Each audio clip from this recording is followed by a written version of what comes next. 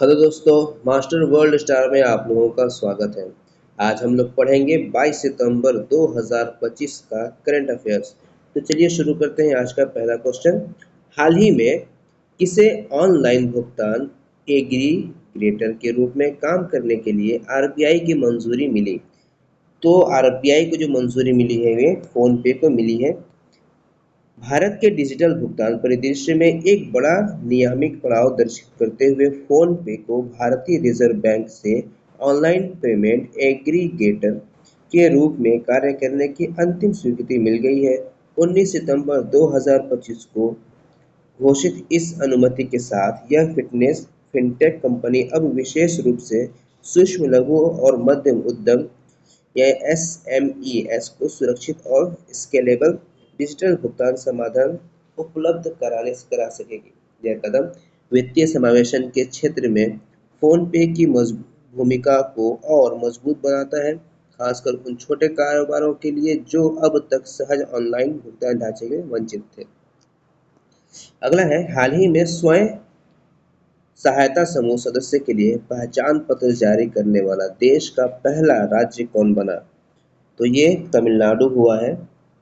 तमिलनाडु के उप मुख्यमंत्री उदयनिधि स्टालिन ने 16 सितंबर को सेलम और में महिला एवं सहायता समूह एसएचजी सदस्यों के लिए पहचान पत्र वितरण और 3500 करोड़ के ऋण की शुरुआत की है। तमिलनाडु के 5 लाख से अधिक एसएचजी है और यह एसएचजी सदस्यों को पहचान पत्र देने वाला भारत का पहला राज्य बना।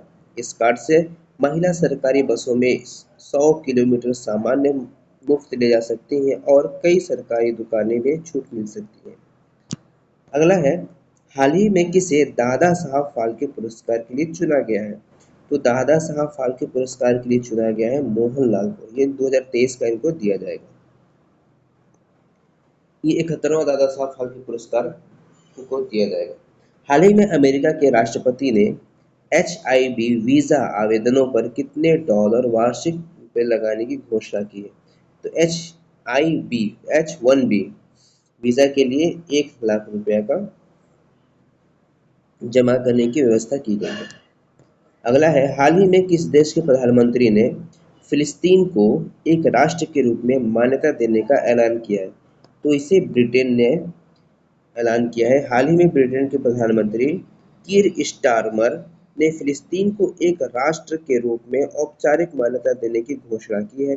यह घोषणा 21 सितंबर 2025 को की गई थी, जब ब्रिटेन ने कनाडा, ऑस्ट्रेलिया और पुर्तगाल के साथ मिलकर फिलिस्तीन की मान्यता की घोषणा की।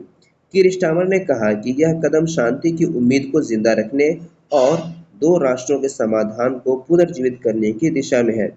इस निर्णय के पीछे गंभीर व्यावहारिक कारण है, जैसे गाजा में मानवीय संकट, वेस्ट बैंक में बस्ती का विस्तार और अंतर्राष्ट्रीय दबाव। इस मान्यता ने इजराइल में कड़ी आलोचना उत्पन्न की है। इजराइल ने इसे आतंकवाद को इनाम देने जैसा बताया है।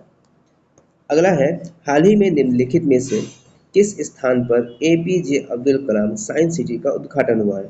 तो ये हुआ है पटना में हुआ है, बिहार की राजधानी पटना में। हाल ही में अब्दुल कलाम साइंस सिटी का उद्घाटन पटना बिहार के राजेंद्र नगर में किया गया है। यह साइंस सिटी राजेंद्र नगर पटना के मोइनुलहक स्टेडियम के नजदीक बनी है। इसका क्षेत्रफल लगभग 21 एकड़ में है। इसमें 5 विज्ञान गैलरी, 1 ऑडिटोरियम, 4 4D थिएटर और मल्टीपर्पज हॉल आदि सुविधा शामिल रहेंगे इसमें। हाल ही में जस्टिस पी बजंतरी किस उच्च न्यायालय के मुख्य न्यायाधीश बने हैं? तो ये बने हैं पटना उच्च न्यायालय के। अगला देखते हैं, हाल ही में अंतर्राष्ट्रीय समुद्री तल प्राधिकरण ने किस देश को पॉलीमेट्रिक सल्फाइड अन्वेषण के लिए विश्व का पहला साइंसेस दिया है? तो ये दिया गया है पहला भारत को। भारत ने हिंद महासागर के कॉर्बस रिज में पॉलीमेट्रिक सल्फाइड के अन्वेषण हेतु जमैका स्थित अंतर्राष्ट्रीय समुद्र तल प्राधिकरण लाइसेंस प्राप्त किया है। पॉलीमेटेलिक नोड्यूल जैसे मैग्नीज नोड्यूल भी कहते हैं शार्क के दांत या खोल जैसे किसी कोर के चारों ओर लोहे और मैंगनीज हाइड्रोक्साइड के सांकेतिक परतों से बने चट्टान संकलित होते हैं। अगला देखते हैं, हाल ही में किस राज्य में के अहमदनगर रेलवे स्टेशन का नाम बदलकर अहल्यानगर रेलवे स्टेशन कर दिया गया है? तो हम जानते हैं अहमदनगर जो है वो महाराष्ट्र में है, तो इसका नाम अहमदनगर से अहल्याबाई कर दिया गया है, जो कि महाराष्ट्र में है। अगला है, हाल ही में भारतीय सेना के पहले बख्तरबंद डिवीजन द्वारा जल शक्ति अभ्यास का आयोजन किस राज्य में किया गया है? तो ये पंजाब में किया गया है। सितंबर 2025 में भारतीय सेना आईए के प्रथम बख्तबंद डिवीजन ने पंजाब के पटियाला में जल शक्ति अभ्यास का आयोजन किया। इस अभ्यास ने परिचालन शक्तियों में जल बाधा पार करने की क्षमता को प्रमाणित किया है। अब हम देखेंगे कल का क्वेश्चन, यानी 21 सितंबर 2025 का क्वेश्चन देखेंगे। तो चलिए देखते हैं, हाल ही में किस केंद्रीय मंत्री ने पूरे भारत में 500 से अधिक डेटा लैब स्थापित करने की योजना की घोषणा की है? तो ये किया है अश्विनी वैष्णव ने। हाल ही में अंतर्राष्ट्रीय शांति दिवस कब मनाया गया है? तो ये मनाया गया है 21 सितंबर को। हाल ही में विश्व अल्जाइमर दिवस कब मनाया गया है? तो अल्जाइमर दिवस मनाया गया है 21 सितंबर को। हाल ही में जुबिन गर्ग का निधन हुआ है, वे कौन थे? तो ये गायक थे, असम के रहने वाले थे। हाल ही में अमेरिकी फेडरल रिजर्व ने ब्याज दर में कितने आधार अंकों की कटौती की है? तो ब्याज दर में इन्होंने 25 आधार अंकों की कटौती की है।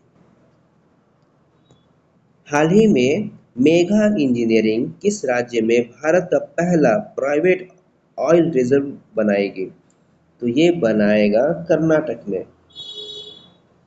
अगला देखते हैं, हाल ही में भारत ने विश्व स्तरीय ब्लू पोर्ट्स के निर्माण के लिए किसके साथ साझेदारी की है? तो भारत ने FAO के साथ साझेदारी की है। हाल ही में पैरा एथलेटिक्स विश्व चैंपियनशिप 2025 का आयोजन कहाँ किया जाएगा? तो ये होगा नई दिल्ली में। अगला है, हाल ही में किसने पासबुक लाइन नामक नई सुविधा शुरू की है? तो पासबुक लाइन नामक सुविधा जो है वो EPFO ने शुरू किया है।